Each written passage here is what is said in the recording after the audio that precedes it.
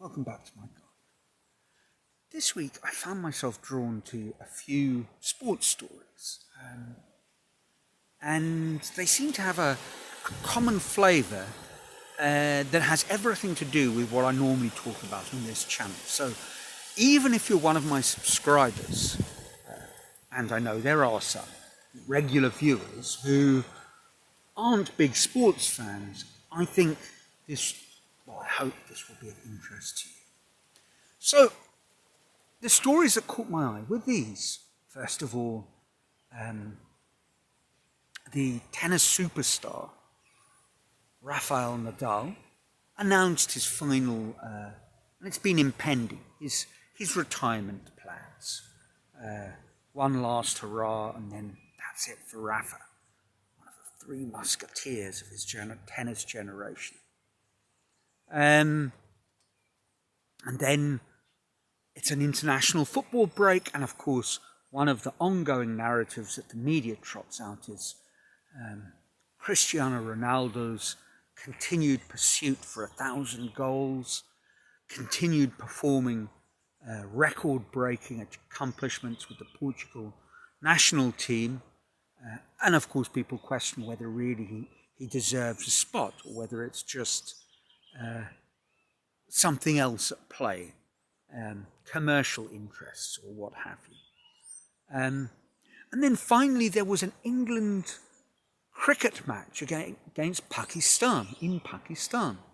And it was a quite extraordinary game because of the scores. Pakistan batted first, accumulated 550 plus runs. England then started the slow, laborious process of staying in the game. But it wasn't anything but slow. They scored fairly quickly and scored an astonishing 880, something like that, runs, including a 450-odd partnership between Joe Root and Brooks. First name escapes me. Brooks scoring a triple century, fifth highest score by an Englishman. Root scoring 260 or something like that. And moving up another notch in the most runs by an English batsman of all time. And all these three stories have a sort of a flavour of the G.O.A.T arguments and the accomplishments of longevity. And that's, I don't want to begin dredging up those questions about who is or isn't the best. But something else struck me looking at them, that conversations have become more common these days, and perhaps that's because there's just much more media, and that's beyond any shadow of a doubt. And so more media to create means more stories are needed. So where there's a demand, the journalists will find a supply of new stories, and if they aren't there, they'll invent them. But it's not just there's more news, there's just more sport.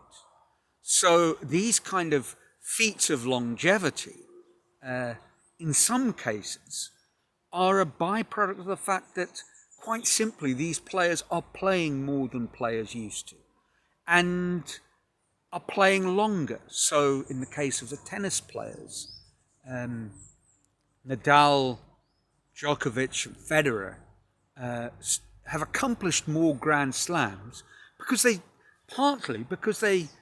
played longer, and they were healthy or were able to play longer. Perhaps that's something to do with medical science. Perhaps that's something to do with professionalism.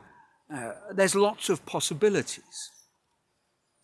But in those sort of discussions, I could almost hear the argument in a Sunday chat between me, my brother, and my dad, as it was when he was alive, and an avid fan of English cricket, and we were very much supporters of the Proteas, South Africa's national cricket team. And we would get drawn into arguments of the comparative values of English versus South African players.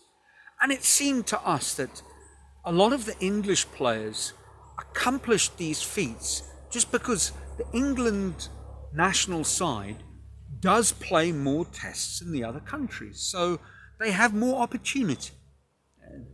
It seemed a little unfair, almost.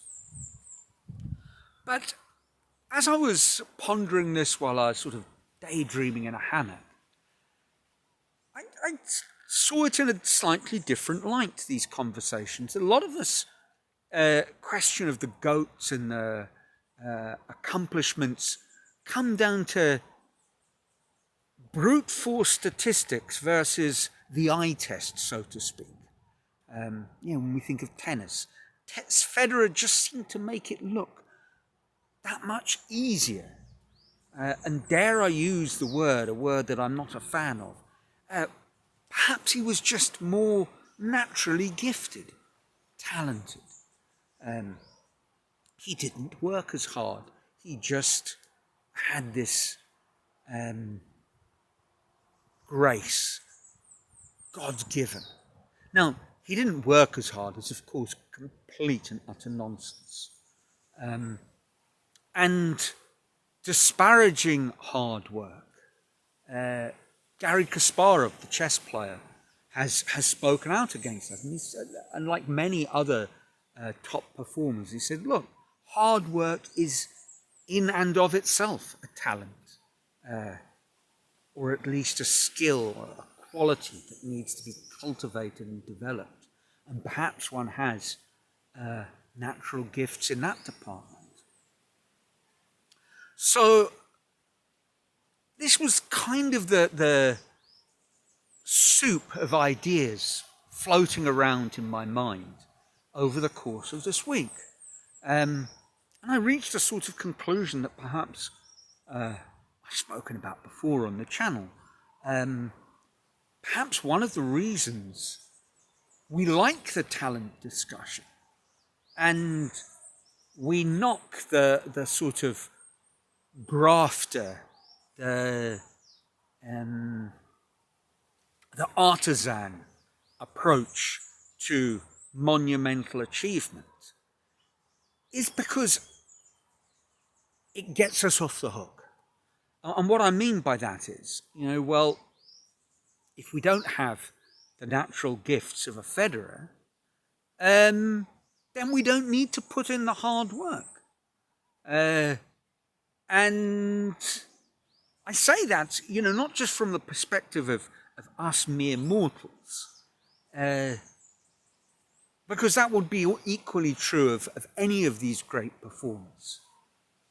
But, and this isn't something I've really thought about before, this is an argument put forward by professional sportsmen as well, I suspect, or at least underpins the decisions that they make.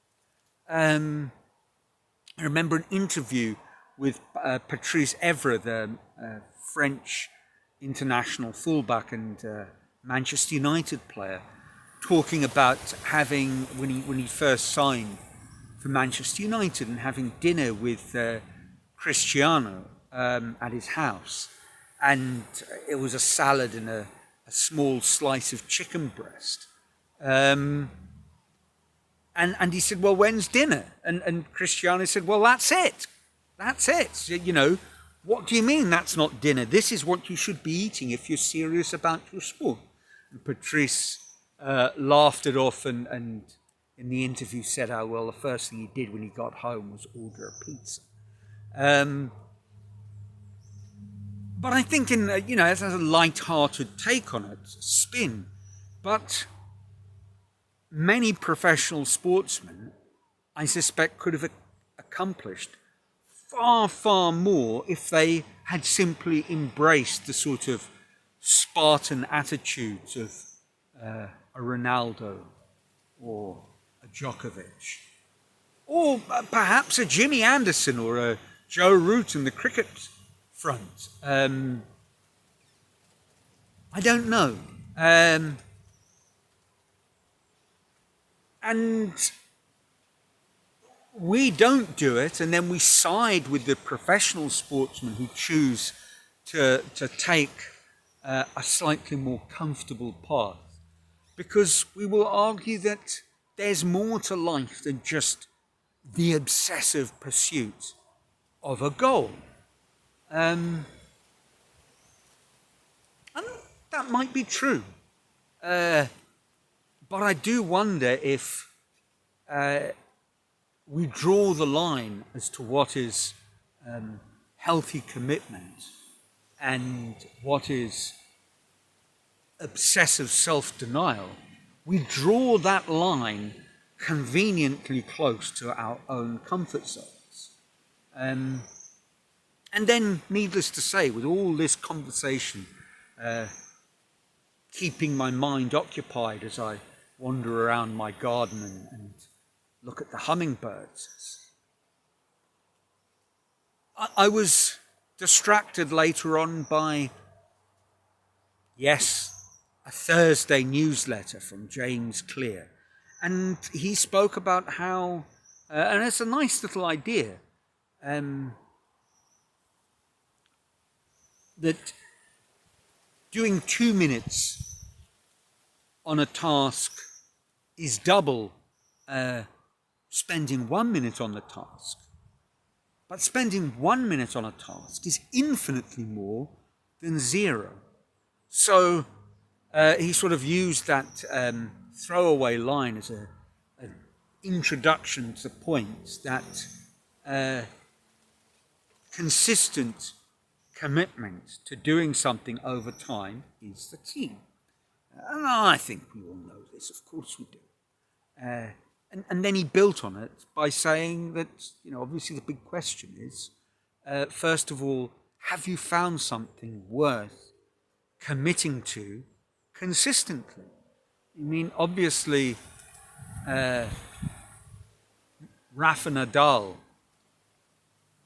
Cristiano Ronaldo, and the like, from a young age, fell in love with a sport and were committed to it, were rewarded by it handsomely, and yes, it was worth doing it to the exclusion of all else.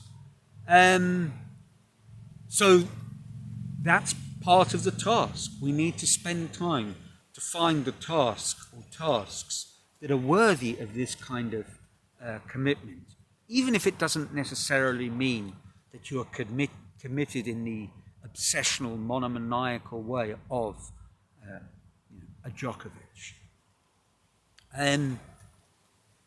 So that's the first challenge that we have, finding the thing. And then the second challenge is avoiding all the shiny temptations, the new things that will present themselves to us, that will draw us away and give us, potentially, tempt us with similar sorts of rewards.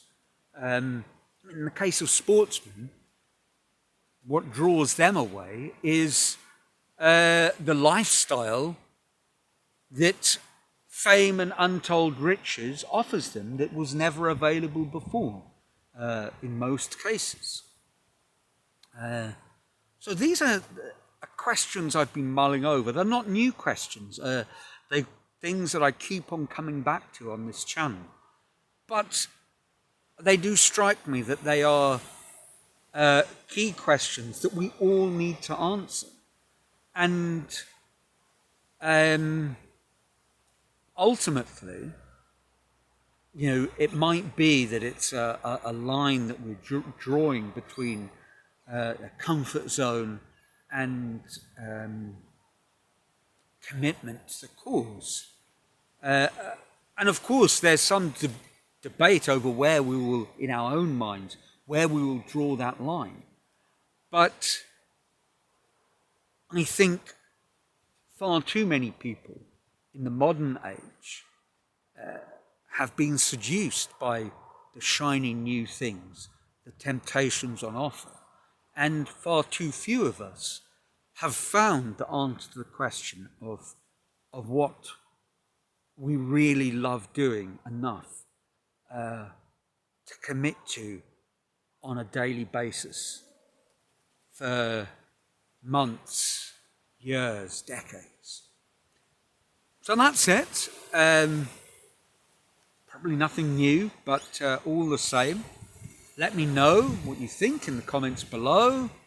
And otherwise, I trust your lives are filled with joy. And until next week, from a sunny Brazil,